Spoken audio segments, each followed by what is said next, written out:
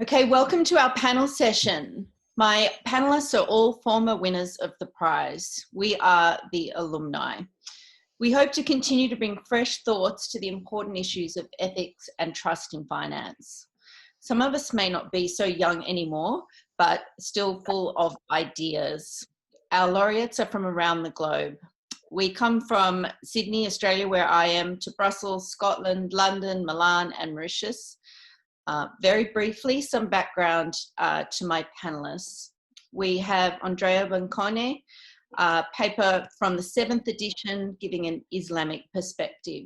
We have Mahtab Rose-Palan from the 6th edition who wrote about ethical leadership. We have Ross Murdoch from the 5th edition who talked about behavioural ethics. We have Babatunde Onabajo from the 6th edition who talked about contactless cards. Andrea Roncella from the 7th edition, who talked about finance needing bilinguals too, and Brett Scott from the 6th edition, who talked about ethics and fintech. All very current topics that remain issues of our time. So we have a great range of expertise and a variety of interests. Our topic for our panel is to discuss the challenges for financial training and education in a post-pandemic world. So just to confirm, my panelists speak as individuals. They're not representing their organisation or the organisations with which they're associated, but I will be going to them to get their views. So what I wanted to discuss first was actually the idea of how we make ethics and trust a priority in this world. How we keep attention and the momentum that we have got around ethics in finance, particularly given COVID-19. So I'd like to direct my first question to Andrea Roncella. Do you think it will be possible for the finance sector to prioritise ethics over surviving when we deal with the COVID-19 and the post-pandemic world? Because some might be focused on profitability and leave ethics in finance behind. What do you think, Andrea? Okay, Claire, thank you very much for this kind invitation. It's really a pleasure to be here with you. And so answering to your question, I would say that if we really want ethics to become the pole star, the North Star of finance, we should specify better 2 points. These before and after the COVID-19. The first one, I think it concerns a better definition of what we mean with ethics, by ethics. As we have clear definition, very clear definition of what profitability means, for example, the debate around the significance of ethics is much more vague.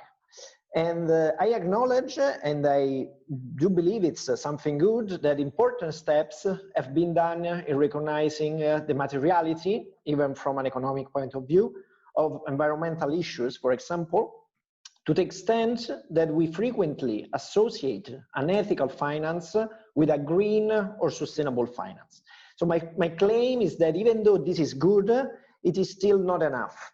So we need, and I really struggle and I do research about that, a more integral approach to what ethics actually means. And I think a good account of it may be to keep in mind this idea of the integral ecology or the human ecology framework that has been proposed, among the others, from the Catholic social tradition. And according to this approach, as well repeated by Pope Francis in his social encyclical Laudato Si, everything is connected. So that means that we cannot truly argue in favor of environment defense if we do not stand on the side of the weakest. That means the respect of human dignity, and for example, in the work condition, in the jobs condition, and of human life more generally. So my claim is that until financial world would not internalize this concept in its operations, mechanism, investment, I think we cannot say that ethics is really prioritizing profitability. And the other point, so this is the first one, a better definition of ethics. And the second point concerns the personal responsibility of financial operators. So we do argue, and I am okay with that we need better regulation, for example. However, my suggestion is that we need to improve the perception that financial operators have of themselves and of the surrounding environment. So along this way, I guess that the acknowledgement of the professional dimensions, so the important to recognize these roles as professionals associated with the typical function of the financial actors, can increase their sense of responsibility, both towards one's own company and the society as a whole. So these are my two points about that. Yeah, thank you, Andrea. That's really interesting, because even if you think about our papers and the variety of papers over the time of the paper, that there's been a different interpretation of what ethics is. And so I think it's a really good point. Just to go to you, Baba, I would be interested to hear how you feel about the idea of responsible investment and sustainable finance, and whether that will be vulnerable during this time or preserved. Do you think it will keep momentum? So there are some of the most obvious areas that people associate with finance. Well, thank you so much, Claire, for inviting me to this interesting discussion. I actually believe that one of the problems of the COVID-19 pandemic is that, unfortunately, I suspect that one of the consequences will be a severe cutback in responsible investment and sustainable finance initiatives. And there are several reasons for that. The first is that the economic fallout from this pandemic is not really economic in nature, in comparison to the 2007-2008 financial crisis. So in that crisis, of course, there are many factors involved, not least people behaving unethically. But because this economic crisis that we're facing is caused by a health issue, that might incline like financial institutions to think that unethical behavior doesn't have an impact on the economy. One of the other reasons as to why responsible investment and sustainable finance initiatives will face severe cutbacks is because with so many financial institutions facing financial difficulties at the moment. So, for example, I'm hearing that several major banks are announcing job cuts, for example, that would, further incentivize banks to cut what they feel is like, something that is not integral to the business, which is, ethical department in their business. Yeah, it's interesting to see this play out. Matab, I'm interested to hear what you think, because you've written a paper about the importance of leadership and culture. So as businesses, financial institutions and the leaders of them make their decisions about how they approach this time, what do you think are some, maybe you're following examples of good or bad, or what's your views on the kind of cultural and leadership aspects? Oh, we need your sound. Have we got your sound? Yeah, thank you. Thank you, Claire, for this invitation again. And I'm the only girl on this panel, so I'm kind of proud. But before I answer this question, I would like to point out a difference between management and leadership, because sometimes we don't really realize that there's a difference between those two. And the problem today is that leadership and management are often used interchangeably, mainly because the processes and behaviors involved are quite similar. I mean, they are both involved in working with people and influence towards the achievement of their goals. However, there are significant differences. And unfortunately, organizations in the financial sector today have a strong management skills, but they lack good leadership. And the effect on people can be quite stifling and bureaucratic. And this tends to explain why all leaders, most of the leaders of the financial sector today are profit-oriented. They are concerned with ethics, but only when it entails a reputational risk or a huge penalty. For instance, if the conduct of an employee is unethical, but it does not affect the profitability, it is ignored, and I'm speaking from experience here. Similarly, organizational culture today is limited to the artifacts. By artifacts, I mean the work environment, the physical space, or the office design. Values and beliefs which are connected with moral and ethical codes and which determine what people think is completely ignored. So there are some things that we can do to change things, like I said in my paper. The first thing we can do is we should have a strong policy on ethical behavior.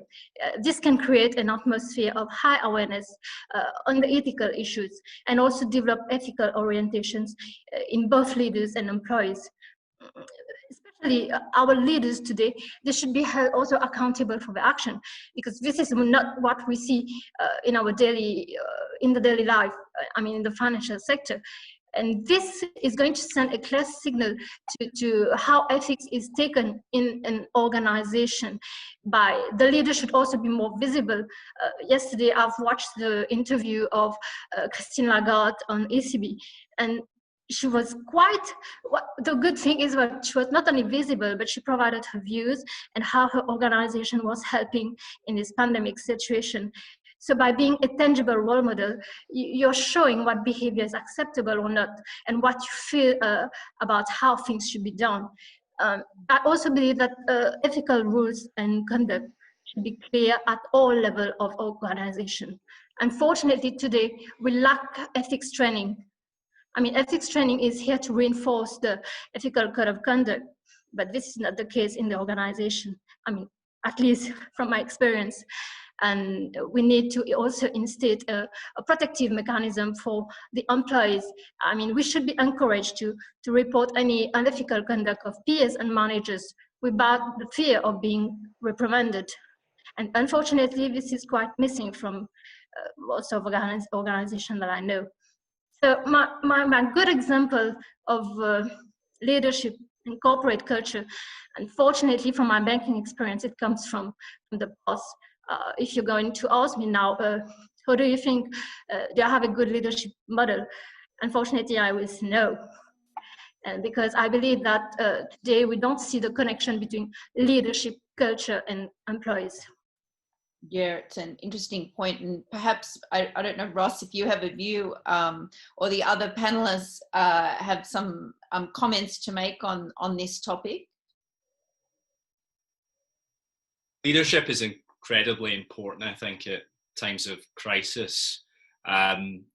You know, when we're looking at something like ethical training and being ethical, when you're fighting for survival, as many businesses are, that's not a time to do less training, but I think it's a time to do more training.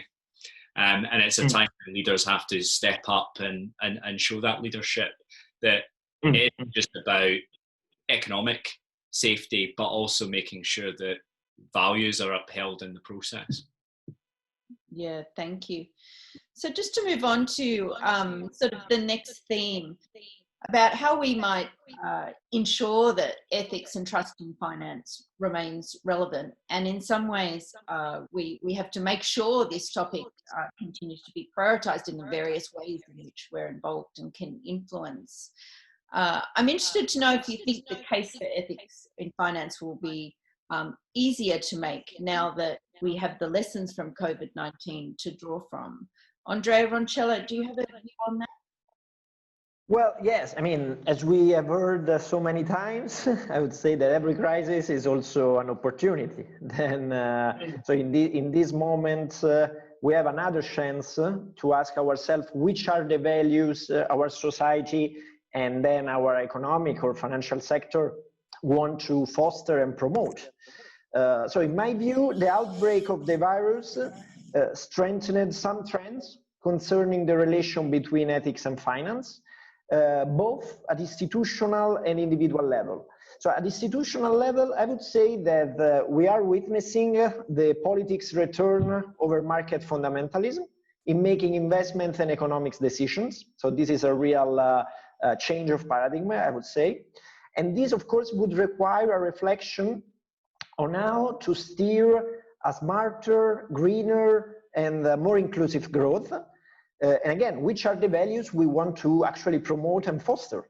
So the state is going to have a more active role in determining which activities promote and which not. Hopefully, that would not mean some kind of centralization plan in economy, but I hope in a real public debate about these kind of issues. I'm really concerned about, and I think this is something that regards finance a lot, to understand which is the real contribution that actually finance can bring to society and to economics. And we need to draw this, I would say, line of separation between a finance that can actually help to generate value from a finance that actually make it opposite, that is, that it extracts value.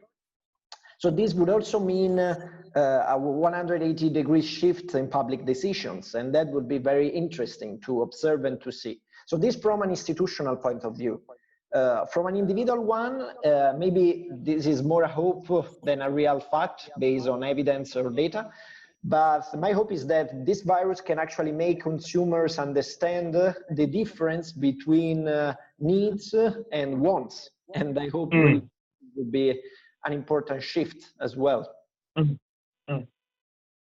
Yeah, that's a really good point. And I'm interested to go to you, Brett, because I know you do a lot of public commentary. You have a book coming up, and you focused a lot on fintech. And obviously through COVID-19, we've seen sort of a mass shift or uptake of digital finance out of necessity. Do you think this is a good thing in terms of ethics and trust in finance? No, pretty much not. I mean, look, this is like quite a broad story. The automation of finance has been occurring for quite some time now. So what's often referred to as fintech or digitization, it's essentially financial institutions automating themselves. And that's a process you find in the corporate sector more generally, right? It's not unique to finance, but when it comes to finance, the sort of the process that entails is well, for one, kind of destroying the cash system, because you can't really automate finance without getting rid of physical money. So there's a lot of pressure from within the financial sector to sort of phase out cash. But then more generally, once you've done that, to automate the actual financial decision makers, so actually automate bankers themselves. And of course, this is in the context of COVID. You're seeing this being part of the general call to retreat into the digital, right? Or to escape the physical world and to retreat into reliance upon corporate data centers, because essentially that's what the digital is, right? I mean, even this call that we're on right now, we think that we're talking to each other, but actually we're talking to a corporate data center that's then relaying it to us, right? So actually this is how almost all digital infrastructures work, at least all the sort of mainstream ones.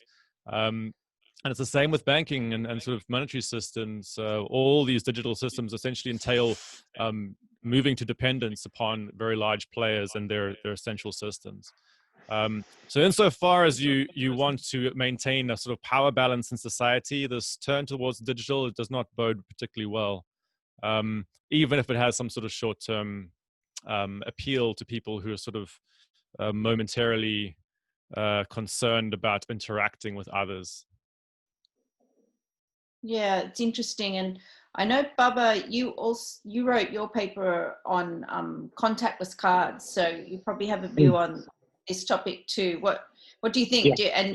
Do you agree with some of Brett's ideas, or do you have other risks you see as well? Well, I wouldn't. Oh, thank you so much. I wouldn't go as far. I'm not as cynical as Brett. What I would say is that digital finance, like properly understood, is a very broad topic. So it's very difficult to actually say that digital finance is either good or evil.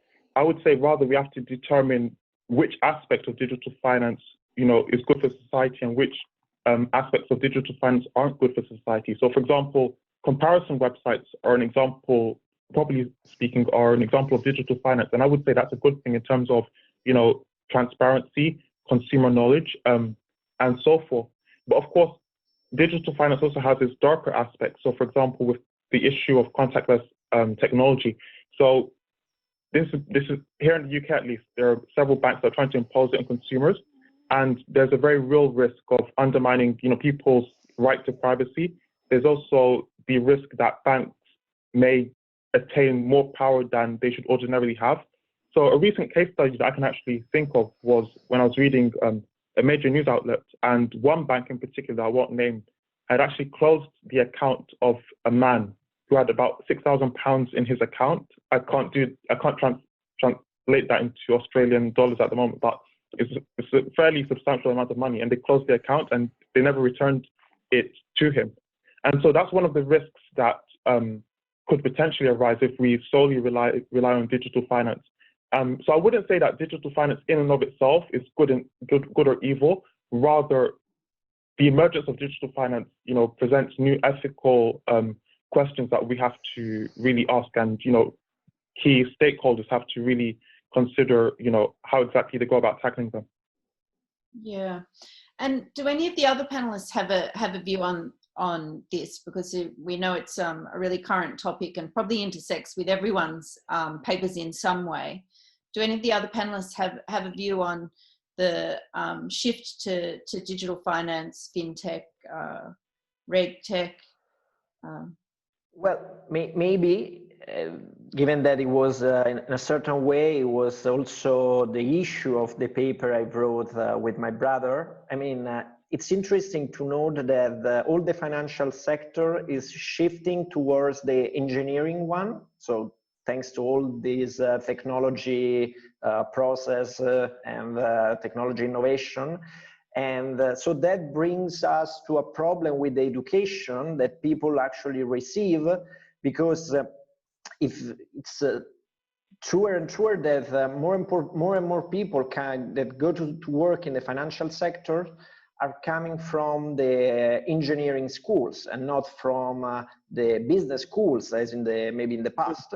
So it's interesting to note that I mean, in the business school, there are right now some courses of business ethics or whatever, while in the engineering ones, well, this is a big gap. So this is something that really we need to actually face and take all these technology challenges that the fintech world, will address to us.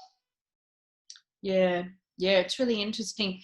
And this sort of goes towards the topic of how we bring sort of more models to finance that reflect the socioeconomic factors to do with finance, rather than just having this sort of maths and monetary returns.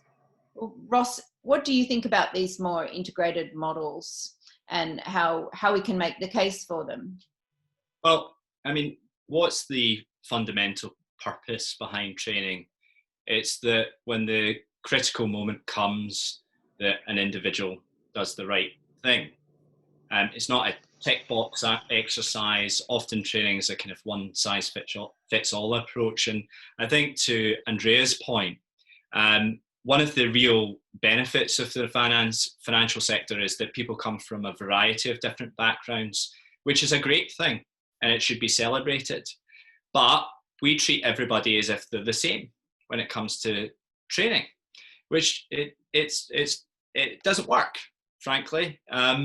One of the benefits, I think, of integrating ethical training policies in a digital context is that we can assess kind of the baseline knowledge of individuals and try and upskill them in the right ways, so we can spot the knowledge gaps, which we all have. We all have kind of biases. I wrote my paper about the different biases that individuals have, and we have to all work towards trying to mitigate against those. I think it's really important from a diversity and inclusion perspective that we think about the benefits of the differences of perspective that can be brought, but equally, when we're training people, we have to address that as well, so that we recognise the differences and the benefits that people bring. And another thing that technology probably provides an opportunity to do when it comes to training is that it can be more real time so that we can think about reminders of acting ethically when we're actually doing our job. One example of this sometimes is to alert traders to particular responsibilities when they're conducting trading, for example. Remind them of the values that they signed up to in their code of conduct. Obviously, one of the big problems with training is that as soon as the kind of critical ethical dilemma presents itself, they're not thinking of their training, they're thinking of making money. And so if we can use technology to try and remind people of the things that they signed up to, the things that they were trained in, I think that provides an opportunity, because the current model of classroom-based training and an online assessment, which is essentially a multiple choice exercise, it's been proven ineffective. And so we have to think creatively, I think, about different ways we can harness technology to try and address these training problems. Yeah, I'd be interested. I'm conscious we haven't heard from you yet, Andrea Bencone. I don't know if you have a view on this particular topic, but how we get people into the sector in the first place, what type of areas we focus on for training, how we do that effectively. Are there some other comments? I mean, from my side, I mean, I would like maybe to reply to some of my colleagues here in this panel and perhaps bring some optimism on the table. Even though, first of all, I might want to reply to Andrea. Even though there is no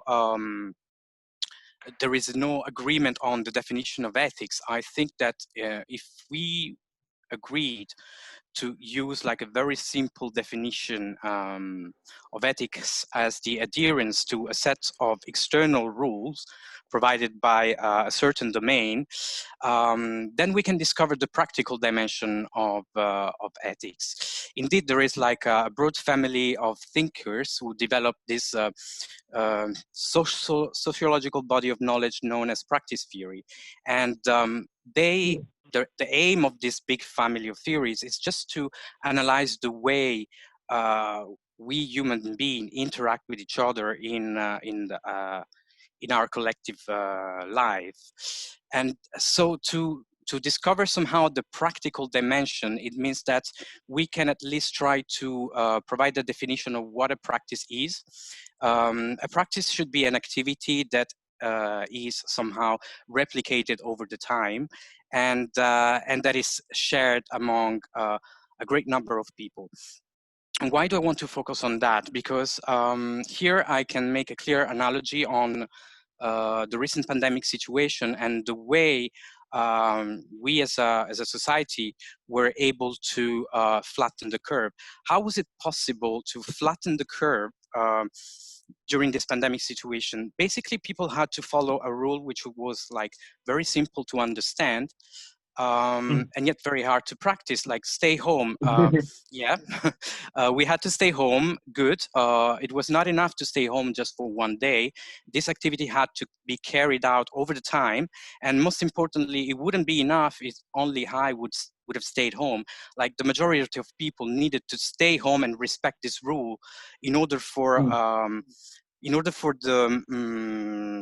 lockdown measure to be successful and for us as a collective to be able to flatten the curve. And so basically, I think that this experience somehow taught us that there is a collective mind. So when efforts are put together and somehow some basic principles are understood, we can reach like results. So somehow the fact that we were able to flatten the curve is somehow a tangible aspect of the fact that ethical practices can be proved, can be demonstrated. If we were able to bring this collective mindset to other aspect of our collective life, I think we could reach like astonishing results. First of all, not only we were able to flatten the curve for the pandemic situation, but we were also able, for the very fact of staying home, we were able to somehow, this had an impact on the environment. Basically, we were able to reduce the pollution in the cities, in the rivers, and so there is a sort of a virtuous circle that can happen when good things are put together and rules are observed together. And so my observation would be, if we were able to bring this collective mindset to other aspects of our society, I think we could reach like very important results. I mean, what if we were able to replicate this pattern, this behavior as regard taxation? What if we as a collective were really convinced that indeed, in order for a welfare system to function properly, everyone needs to play its role and therefore pay taxes. And if we were able to get back this collective mind as regards taxation, then I think we would be able to decrease tax evasion, and this would in return provide greater results to us as a collective. So I think that even though it's important to somehow look at individual models. I don't know, I have heard of Christine Lagarde and providing leadership, or whistleblowers who are quite often individual persons that step out of the crowd and speak up and somehow are able to change things. I think we would be able to reach even greater results if we as a society took action.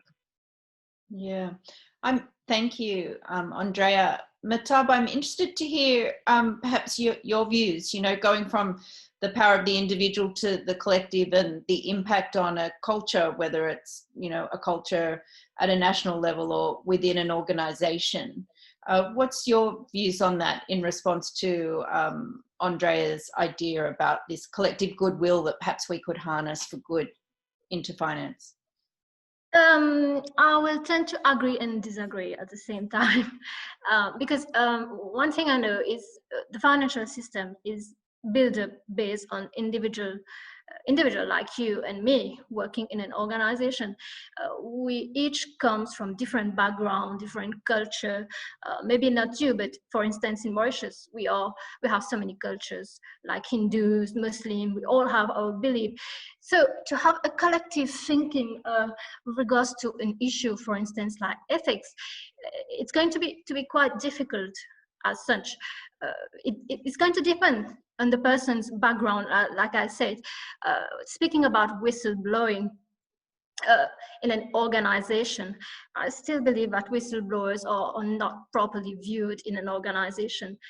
Speaking from a personal point of view, I mean, I did it once, and unfortunately, I was the one being pinpointed out. So I've seen others try to do it, and they were the person that being looked at differently. So again, it's going to be quite difficult to apply what we know as a collective measure. Yeah. Did you have a view on that, Baba? I can hear perhaps your. Oh, not necessarily. I agreed with what Meta Rose had just said.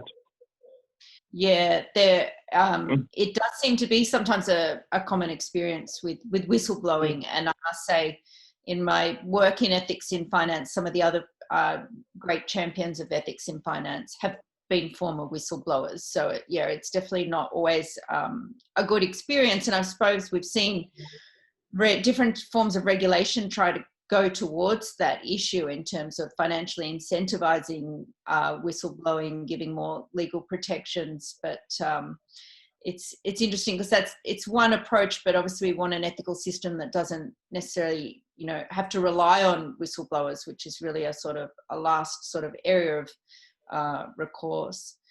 I wanted to think about the way we work, so the work environments within these financial institutions, or all the financial players, big and small. And I just wanted to go to you, Ross, because I know you work in the area of regulation and oversight. And so as we've seen this mass shift to people working from home and working electronically, does that change things? So, do the risks that are controlled within a work environment, the supervision, even though we may have shifted to more trust-based systems at work, there would be a supervision level that may be off at this time. So what are your views on that at the moment? Well, obviously, we're in interesting times. I mean, the topic of this roundtable is financial training, and really, how do we learn? Well, we learn far more from working with our colleagues than necessarily we often do in formal training. We've had a bit of a trend away from office working over the last few years, and that has just been there's just a rocket being put under it, frankly, due to the pandemic. So it is extremely interesting to see what will happen, both the benefits of working from home and also the potential risks as well. So, I mean, Mehtab, well done for blowing the whistle. The first point I would mention is that it's an extremely difficult thing to do, because one of the biggest influences of the way we work is peer pressure. We, particularly if you're someone, this prize is targeted at people under the age of 35, and if you are someone that's just coming in new from university and you're asked to do a job by someone more senior, you're going to be influenced by your superiors, by your peers. You'll want to be seen as someone that's good at their job. So it is interesting to think about how that might change when we are dealing with our colleagues and peers through a computer. Obviously, that's something we were already doing in the office setting with offices all around the world and globalization, but it's something which, if we're not going into the office, might mean, I hope, that we're less perceptible to or less influenced by bad behavior. Of course, that's a two-way street, because if you are working in an office with a good culture, you want to be surrounded by that as well. So that is something that perhaps will change maybe after the crisis as well, if there's increased working from home. Equally, there is a greater risk of division of labour, I think, between people, performing their specific task that they do whilst working from home, whereas before they might have a greater insight into what the team as a whole is doing, and whether their small role or part of their role, how that impacts the bigger goals of the organization, and whether those are ethical goals or not. Sometimes individuals might be in silos and not necessarily see the full scope of what the organization is trying to achieve, which can be important for ethical decision making. Is anybody who followed the LIBOR cases and the FX cases knows, obviously a lot of the communications that led to discovering those that misconduct happened on chat messaging systems. And so if we are all communicating like this, whilst recorded, and there may be increased opportunities for detection of misconduct, but equally that's going to butt up against privacy concerns. If my home is also my office, where does my personal space end, and where where can the workplace encroach? So that's going to be a big issue, I think, that we'll have to grapple with. The last couple of points that I wanted to mention on this was that one of the big problems, I think, when it comes to unethical behavior is that the transgressors don't necessarily see the harm that they're causing to the victim. It's not like old-fashioned crime where there's someone right in front of you. Often the victims are someone who is maybe just a number, is at the other end of a computer terminal. You don't know the person who is the victim of your crime. And that distances you from the harm that you cause from your actions. I think that's going to be a problem that's just going to get worse. I think we're going to have to work really hard to make sure that people realize the consequences of their actions when they can't necessarily see them. And then the final point I wanted to mention is kind of going back to what Brett mentioned about automation. It's a massive trend in the financial services industry to try and automate where possible everything from credit applications through to trading. But it's very difficult when we give a system a goal to necessarily always appreciate the steps that it will take to reach that goal. And so we'll have to be cognizant of the first point where the engineers develop these systems to make sure that they're set up correctly for that they will achieve their goals ethically. And in some ways that's a really good thing, and it represents a really good opportunity, because studies have shown that if you commit to acting ethically and you know what your decision is going to be when presented with an ethical issue in advance, you're more likely to behave ethically in the future. The kind of classic example would be something like the doctor's Hippocratic Oath. If you remind them of it at the, whilst they, at their hand washing stations, for example, which is obviously very apposite at this time, the importance of washing your hands. If you remind them of it at that critical point, you're more likely to behave ethically at that juncture. If we can build that into the technology systems that we develop, there's an enormous opportunity, I think, to ensure that we take out some of these opportunities to behave unethically. So an enormous amount of change is going to happen, was already going to happen to the financial services sector through the introduction of technology. And I think we're just going to see an acceleration of that because of this essentially giant experiment of home working that we find ourselves in. Yeah, it's really interesting. Thanks for those comments, Ross. I just wanted to circle back to you actually, Brett, to hear your view, because I know you've been tracking the development of the technology and the impact, and I just wondered whether you'd looked into some of the cultures of these, maybe the new players or the really big players, in terms of how they ensure ethical behavior or not.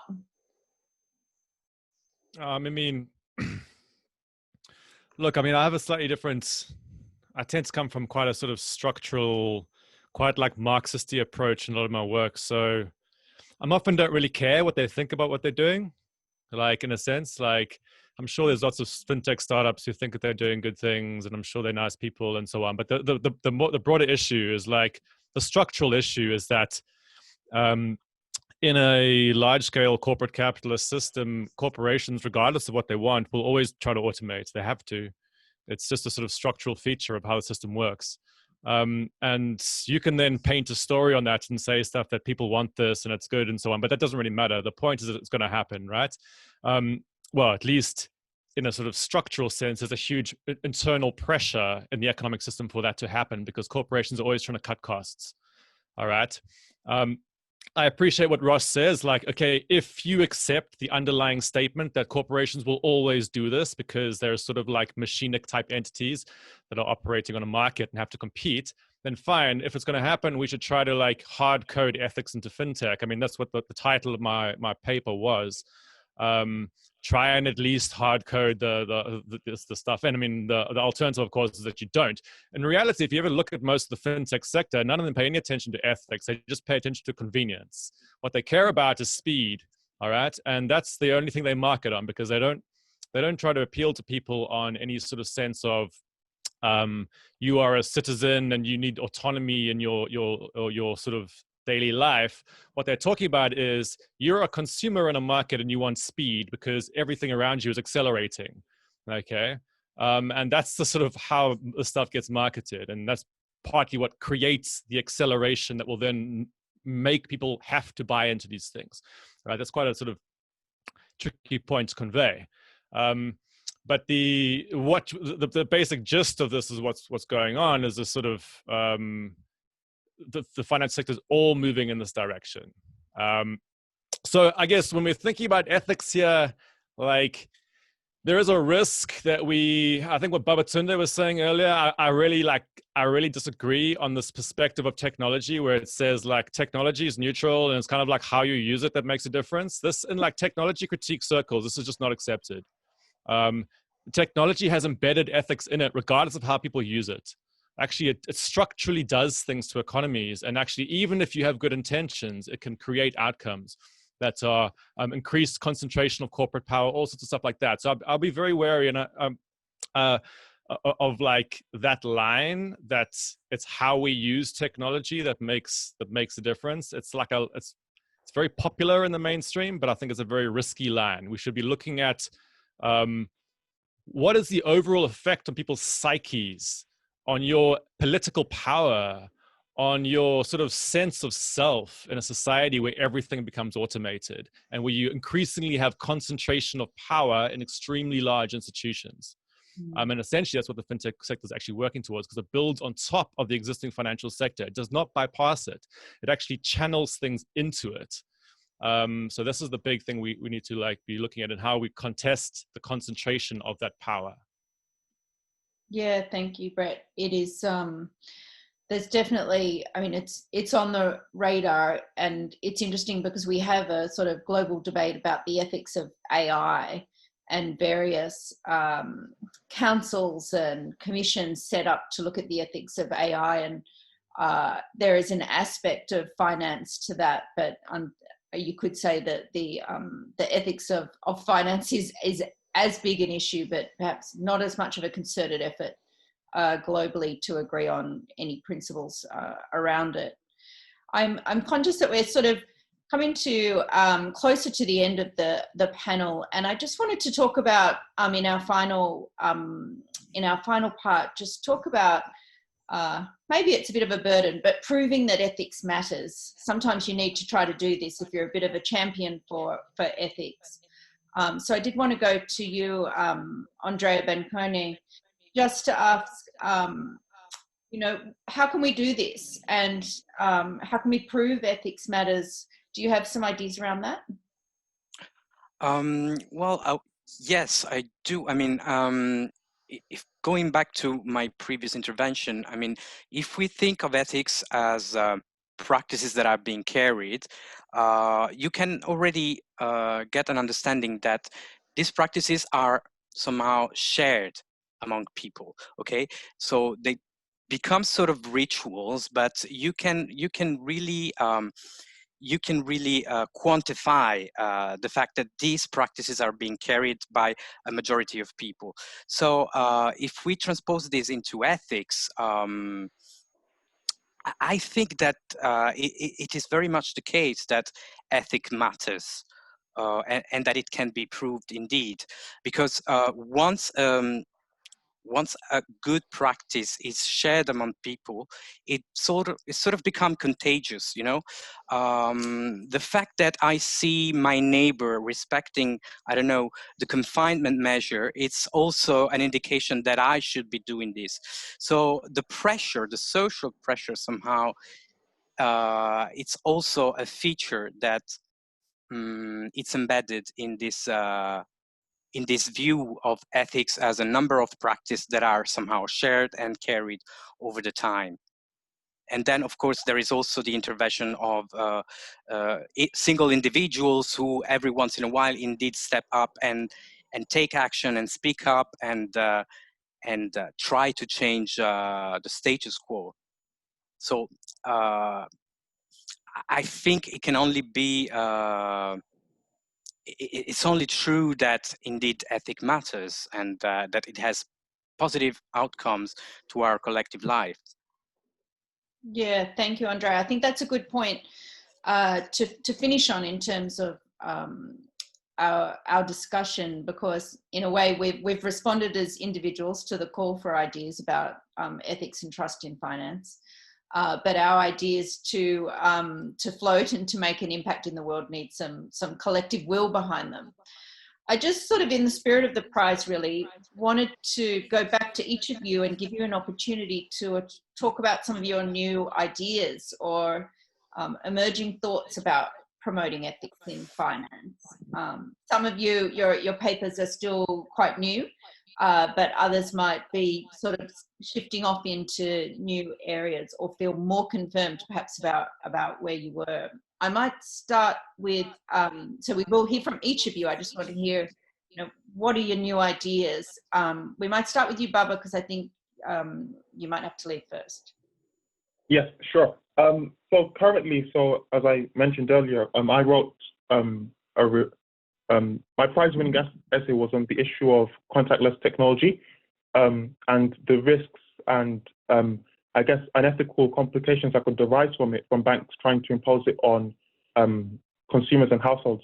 So one of the things that I'm actually looking into for an organization here called the Institute of Mathematics and its Applications is a paper investigating whether contactless technology can actually help or prevent the spread of the COVID-19 virus.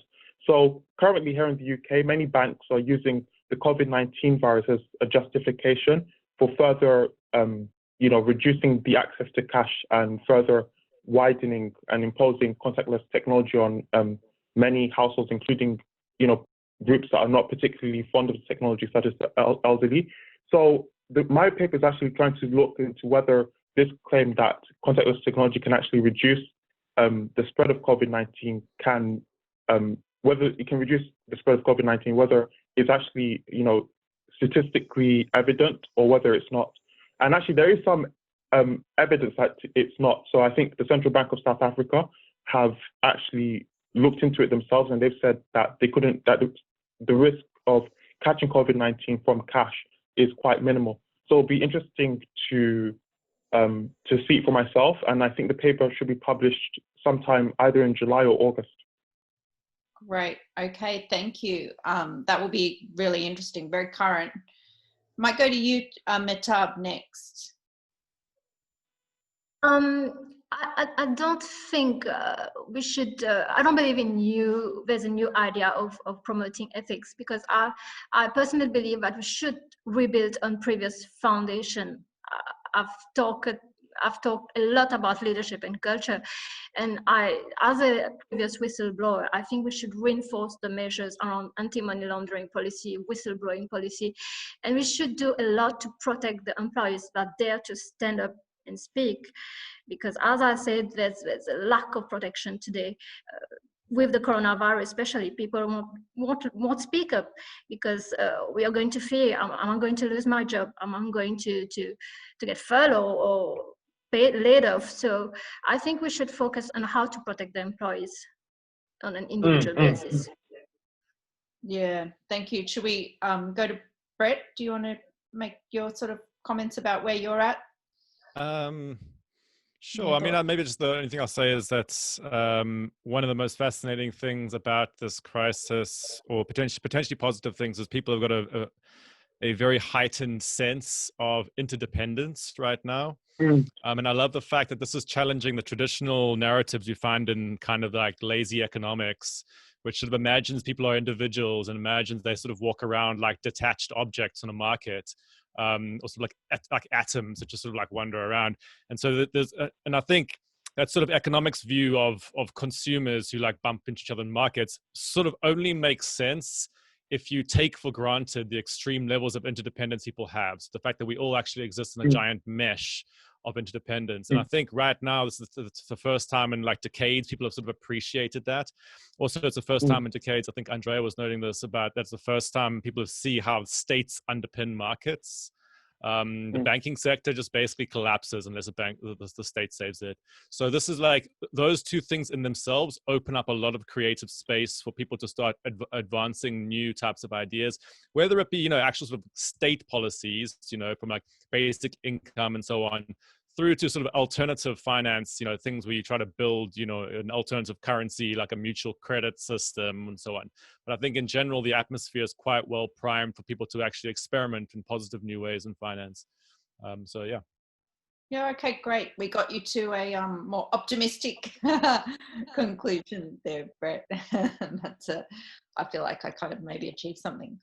Maybe we'll go to you, Andrea Roncella first, of our Andreas, to closing things on where you're at. Yes, thank you. Well, it's not a new idea, of course, but I think that a very good way to promote ethics in finance is still to insist with the role of education, really, the education at the universities, and I mean to foster critical thinking in people, in how they actually face the world outside. I was really interested in the discussion that was starting between Brett and Baba about the neutrality of technology. And I really believe that we need this kind of intersection between people, personal individuals who actually work within organization with their virtues, their freedom that still exists. I believe in that. But at the same time, to acknowledge and to recognize that there are institutions, organizations that can be structurally problematic, so that can actually corrupt even these virtuous people. So educating people in order to give them critical thinking about what is outside, what's the problem outside in the financial world, I think it's a really true challenge.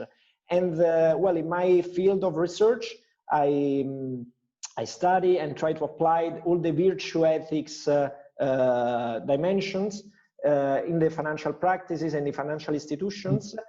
And I think the virtue ethics can actually be a very good tool to understand this dynamic and this tension between practice, that means peoples, and institutions, that means organization with all their problems and all their limits as well. Yeah, thank you, Andrea. I think virtue ethics is a good one to touch on in terms of, especially when we're giving our comments as individuals. Andrea Bonconi, should we get your final closing remarks? Sure. Still, as regards, the challenges for training in finance, I would like to corroborate the message already shared by Andrea that education is indeed very important. And I think that what we are lacking now, education is both important at university level and in the work environment. What we are lacking now, it's like a type of education that really somehow forces the individual to understand what are the ethical challenges of their future profession. I mean, you want to work in a financial institution. I wish there were some kind of courses that would present and face students with a very challenging question about things, difficult choices that they may have to make once they step in the work environment. And in parallel, I wish also in the work environment we could see like a development in the way trainings are being provided. It's still too much focus on regulation. What is the meaning of a certain rule? Why it is important to follow that, which is very good. But I wish also in the work environment we would be more faced with the very difficult choices. I mean, to learn how to deal with difficult choices. And so the dilemma dimension of ethics to the true ethical dilemma, the gray areas, that undoubtedly come about. Ross, we'll finish with you, and perhaps that's appropriate because you work more directly in this area than others. So can we just have your closing remarks? Thank you. I don't know if that means my remarks will be better. They will probably be lost because of that. But I think the benefit of financial training is that you get a different perspective. that you recognize that some people think differently, come from different backgrounds. And one of the fundamental points that we sometimes lose sight of is that not everybody in the world has access to something as fundamental as a bank account. But technology has meant that in the last 10 years, over 1 billion people have been able to have access to a bank account where they didn't have access before, which is, frankly, an amazing achievement for the financial system. It means that people are able to raise up their economic status and conditions and hopefully make a better life for themselves and their families. And so really, ethics is about trying to make sure that we protect that. Banking used to be seen as very much an ethical profession that tried to lift people out of poverty. And I think one of the things that I think financial training can do is make sure people recognize the really important public function of their work. And I think sometimes we lose that. Sometimes it's all about the money, but actually finance can provide a really important public service as well.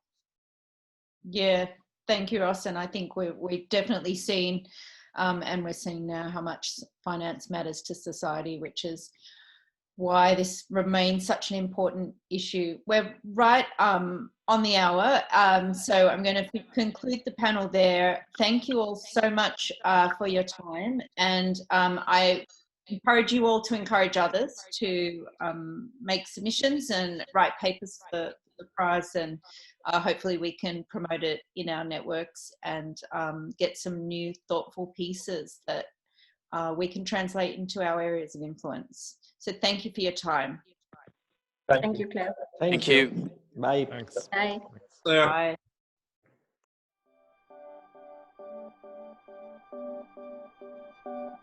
Bye.